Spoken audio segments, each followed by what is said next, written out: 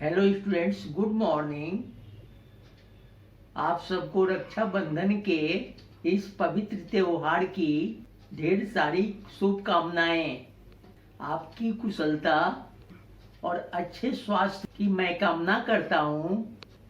आप सब छोटे भाई बहन प्रेम पूर्वक मिलकर एक दूसरे के साथ रहिए और आज के दिन खुशियों के साथ बिताइए। तो बच्चों, आज के क्लास में हम प्रवेश के चैप्टर 5 की कहानी को पढ़ेंगे। ओके, चलो फिर क्लास स्टार्ट करते हैं। बच्चों, आज हम प्रवेश के चैप्टर 5 जंगल में फेसबुक वाली कहानी पढ़ेंगे। बच्चों, यहाँ फेसबुक का मतलब है वह वेबसाइट या मोबाइल में यूज करने वाला ऐप जिसके माध्यम से हम और आप और देश विदेश के सभी लोग आपस में जुड़े हुए हैं। फेसबुक हमारे विज्ञान की एक उन्नतियों में से एक है, जिसके कारण आज हम घर बैठे बैठे देश विदेश का समाचार प्राप्त कर सकते हैं। और बच्चों, जैसा कि आप लोग जानते ही हो कि आजकल इंटरनेट आम बात हो गई है। जैसे देखो, ये हमारा ऑनलाइन क्लास जो चल रहा है, ये भी विज्ञान की उन्नतियों में से एक है। तो इसी प्रकार फेसबुक, गूगल, जीमेल और बहुत सी चीज़ें हैं जो इंटरनेट से चलती हैं और हमें बहुत ही मदद करती है, हमारे कामों को आसान बनाती है। तो बच्चों, चलो इस कहानी को पढ़ते हैं और देखते हैं कि जंगल में विज्ञान की उन्नति के बारे में क्या बताया जा रहा है और फेसबुक का प्रयोग जंगल में कैसे किए जा रहा है। तो चलो बच्चों, कहानी को स्टार्ट करते हैं। सुंदर वन में एक खरगोश रहता था। वह बहुत बुद्धिमान था। जंगल के सभी पशु पक्षी खरगोश का बहुत सम्मान करते थे।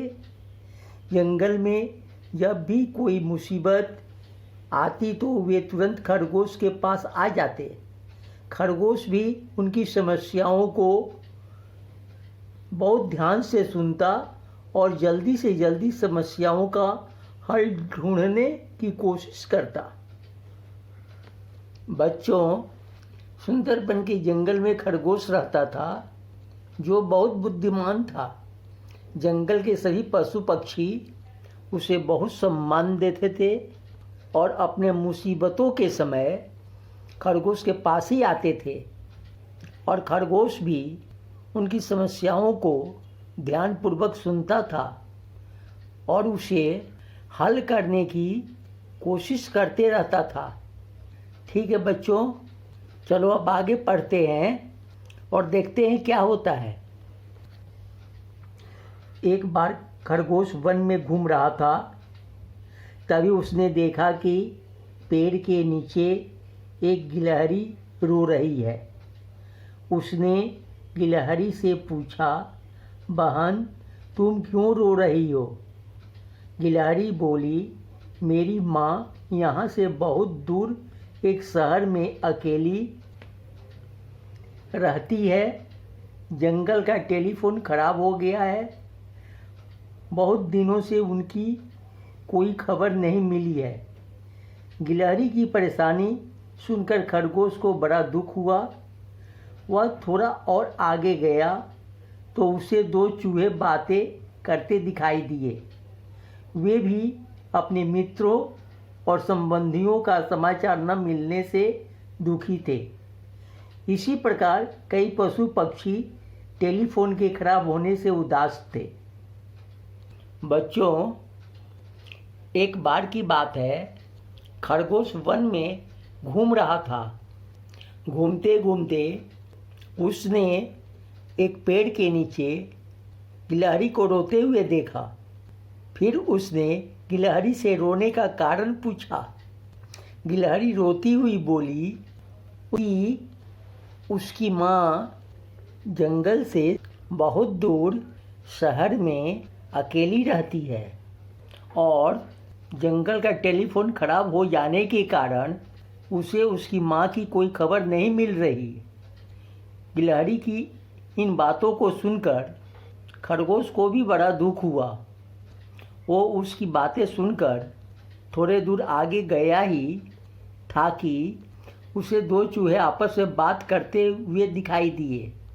वे चूहे अपने परिवार और मित्रों के समाचार न मिलने से दुखी थे और जंगल के दूसरे पशु पक्षी भी टेलीफोन खराब हो जाने के कारण उदास से हो गए थे।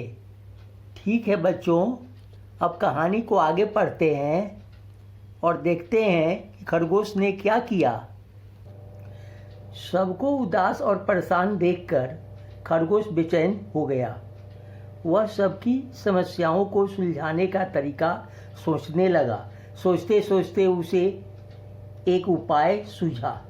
अगले दिन सवेरे सवेरे खरगोश ने सभी पशु पक्षियों को बरगद के पेड़ के पास बुलाया।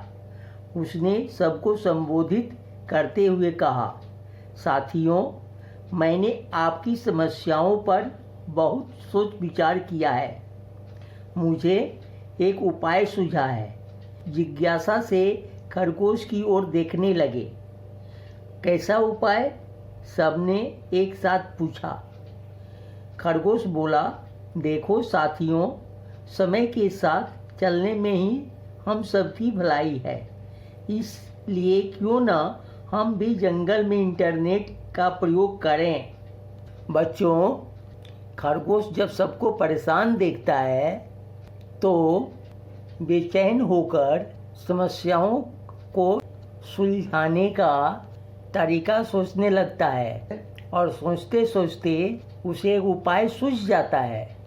फिर अगले दिन सुबह सुबह वो सबको बरगद के पेड़ के पास बुलाता है और कहता है कि उसने सबकी समस्याओं का हल ढूंढ लिया है, उपाय ढूंढ लिया है। इतना सुनकर सभी पशु पक्षी हैरान होकर पूछते हैं कि कैसा हल, कैसा उपाय। फिर खरगोश कहता है कि साथियों, हमें समय के साथ चलना चाहिए, उसी में हम सबकी भलाई है। और आज के समय के अनुसार क्यों न जंगल में इंटरनेट का प्रयोग किया जाए।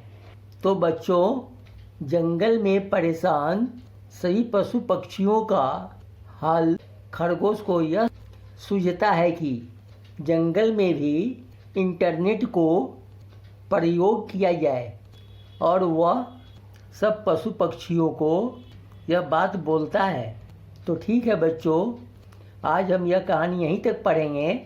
नेक्स्ट दिन इस कहानी को कंटिन्यू करेंगे और देखेंगे कि खरगोश की बातों को सुनकर सारे पशु पक्षी के ऊपर क्या प्रभाव पड़ता है और वो लोग क्या कहते हैं।